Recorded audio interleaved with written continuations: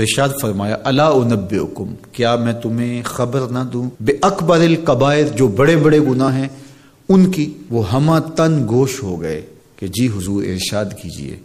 تو آقا کریم نے جو پہلی بات ارشاد فرمائی الاشراک باللہ، اللہ کے ساتھ کسی کو شریک ٹھہرانا ہے. اس کی ذات میں، اس کی صفات میں، اس کے افعال میں کوئی شریک نہیں، وہ وحدہ لا شریک ہے. دوسری بات حضور نے جو ارشاد فرمائی وہ ہے وعقوق الوالدین، والدین کی نافرمانی. امام فخر الدین رازی نے تفسیر کبیر میں لکھا ہے کہ انسان کے وجود کا سبب حقیقی ذات باری تعالیٰ ہے اور سبب مجازی والدین ہیں. تو اس لیے گناہوں میں جو بڑے گناہ ہیں، اکبر الکبائر جو ہیں، ان میں سے دوسرا بڑا گناہ اللہ کے محبوب علیہ السلام نے عقوق الوالدین کو بیان فرمایا.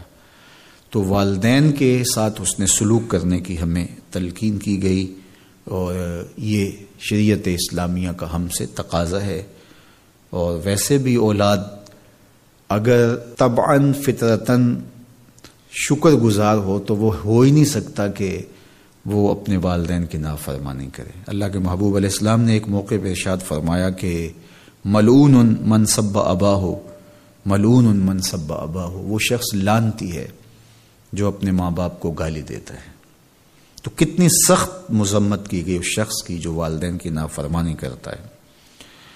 ایک موقع پہ حضور علیہ السلام نے فرمایا رغم انفن ثم رغم انفن ثم رغم انفن، 3 مرتبہ فرمایا. اس شخص کی ناک خاک آلود ہو، پھر اس کی ناک خاک آلود ہو، پھر تیسری مرتبہ فرمایا اس شخص کی ناک خاک آلود ہو. تو قیلا من یا رسول اللہ صلی اللہ علیہ وسلم، عرض کی یا رسول اللہ کس کی ناک خاک آلود ہو؟ تو آقا کریم علیہ السلام نے فرمایا من ادرک ابویہ عند الکبر احدہما او کلیہما فلم يدخل الجنہ، جس نے والدین کو، ایک کو یا دونوں کو، بڑھاپے میں پایا اور جنت میں داخل نہ ہو سکا، اس شخص کی ناک خاک آلود ہو. اور یہ تیسری بات ارشاد فرمانے سے قبل حضور نے تکیہ چھوڑ دیا تھا. حضور ٹیک لگائے تشریف فرما تھے، لیکن جب حضور یہ بات ارشاد فرمانے لگے فجلس وکان متکئا، تو حضور بیٹھ گئے اور حضور نے تکیہ چھوڑ دیا.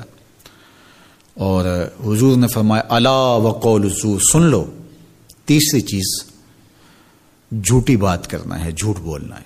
تو یہ ہے اللہ کے محبوب علیہ الصلوۃ والسلام کا سخت تاکید کرنا جھوٹ سے اپنی امت کو بچانے کے لیے. اچھا، یہاں ایک بات رک کے یہ سمجھ لیں کہ جھوٹ بہت بری چیز ہے، لیکن شرک اس سے بڑا گناہ ہے. تو اس کی تاکید اتنی زیادہ کیوں کی؟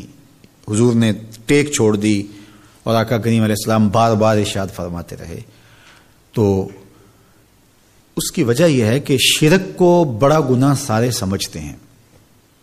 اسی طرح ماں باپ کی نافرمانی ہر شخص سمجھتا ہے کہ یہ بہت بڑا گناہ ہے. اور اگر کوئی شخص ماں باپ کا بے ادب ہو، گستاخ ہو، تو لوگوں کی نظروں میں بھی وہ گر جاتا ہے کہ یہ برا شخص ہے کہ ماں باپ کے ساتھ بدسلوکی کر رہا ہے.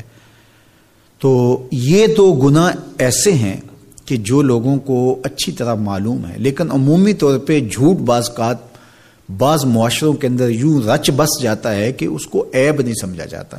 اس لیے حضور نے اس پر خاص تاکید کی اور ٹیک چھوڑ کے آگے بڑھے، اور پھر بار بار ارشاد فرماتے رہے کہ اس کو چھوٹا نہ سمجھنا. جس طرح اکبر الکبائر میں شرک ہے، اکبر الکبائر میں عقوق الوالدین ہے، اسی طرح یہ بھی اکبر الکبائر میں شامل ہے کہ کوئی شخص جھوٹ بولے. تو جھوٹ بولنا یہ اللہ کی ناراضگی کا سبب اور ذریعہ ہے.